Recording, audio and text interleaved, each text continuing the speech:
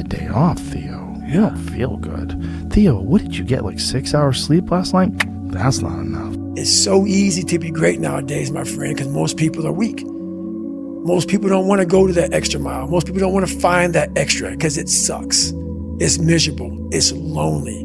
It's easy to give up. You know, Hell it's yeah. easy. It's the easiest thing in the world to do. I'm done. I ain't going. Oh, yeah. I ain't gonna keep going. Yeah, I don't feel like going to work. I'm done. Yeah, man. It's easy. It's very easy.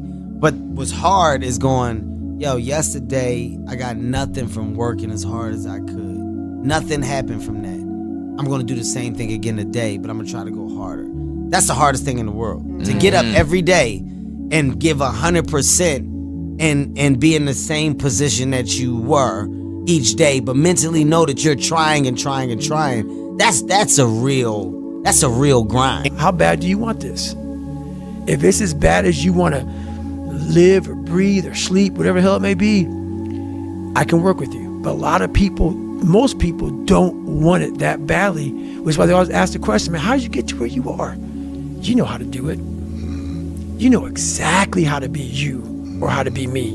You don't want to do it. Like, I want to see what you do when you're tired. Let me see how you push yourself. Come on, man. Get up. Get up again tomorrow. Get up again tomorrow. Get up again tomorrow. The next day. Get up. Get up. Get up. Get up. Keep going. How long can you maintain a positive attitude? There's no hacks, bro. It's you against you. You against you. And if you misunderstand that, you have a real problem. You wake up, right to work. Immediately your mind is in action. No one wants to do that.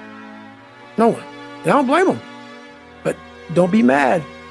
When you're laying there in your fucking bed and you're in the fucking hospital and you're 70, 80, 90 years old and you're thinking, man, I feel like I didn't fucking do something. Because you did. You didn't do it. You didn't do shit. You may have lived a great life, man, but you're always gonna feel empty inside. I don't feel empty.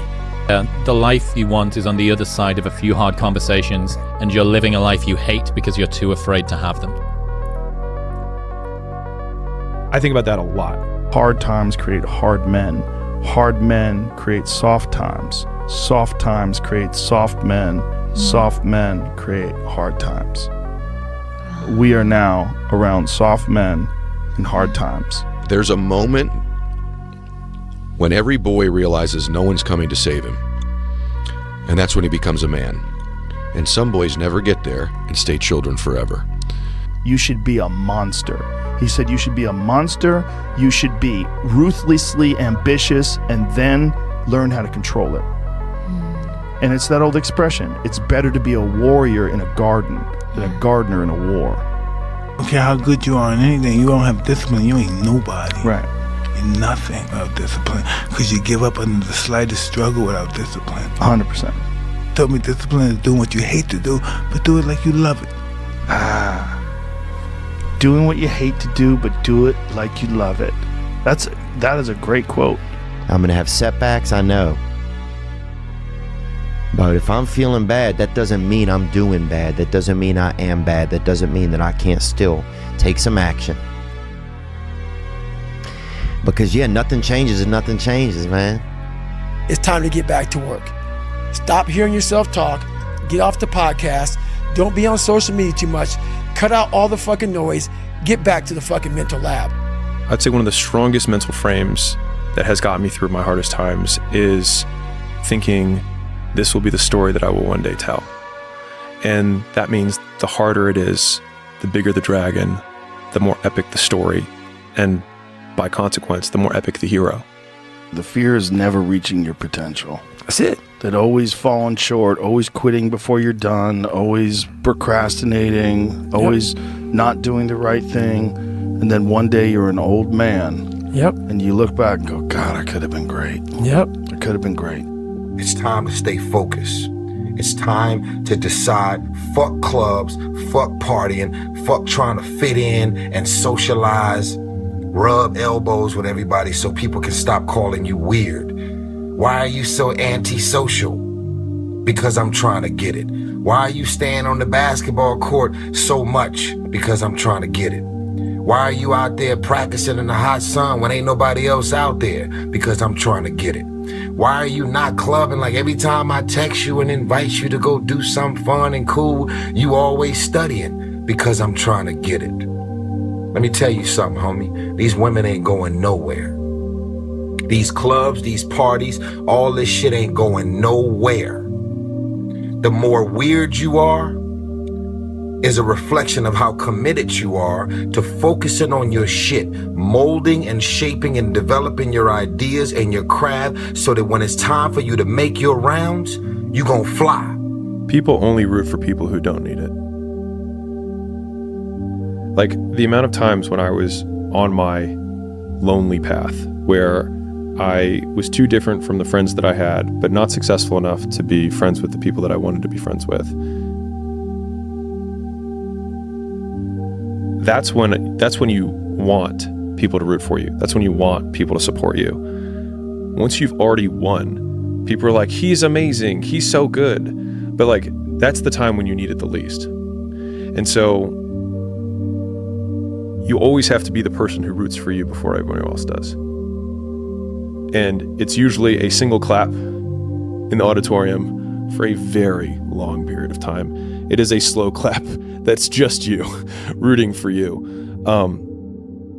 And that visual, I think, is one that you can kind of take because it is. People struggle to do things alone. And the path of the exceptional person is one of an exception, which means that you are not with other people. And rather than fighting that or bemoaning it, see it as an indicator that you're on the right path. Because if everyone else were cheering you on, then it means you're not in the right place, because it means you're just like everyone else, and that's not where you want to be. Life isn't fair at all. At all. So what are you going to do about it? I knew that no one was coming back to help me. No one was going to miracle me to be somebody special. So mentality is the only thing that gets us through life. I was an underdog. We are all underdogs in life. Even the baddest person in the world should think that way. So you should always have I've never arrived mentality. And the can't hurt me mentality is no matter where you come from, the sewer or wherever you think you're from. When I got out of the sewer, I got to the road and looked around and said, can't hurt me. Nothing should be able to hurt you. If you believe that, it starts to become true. Be the guy who embraces the ugly, the miserable. Be the guy who embraces hard work, the grind. Don't be afraid of being hurt. Don't be afraid of sacrificing some blood. You know, there comes a day, man. Everyone's gonna have this day. There comes a day where being average, being mediocre is just sickening to you. It's just sickening. It makes you want to throw up. Because you've seen people with far less talent than you.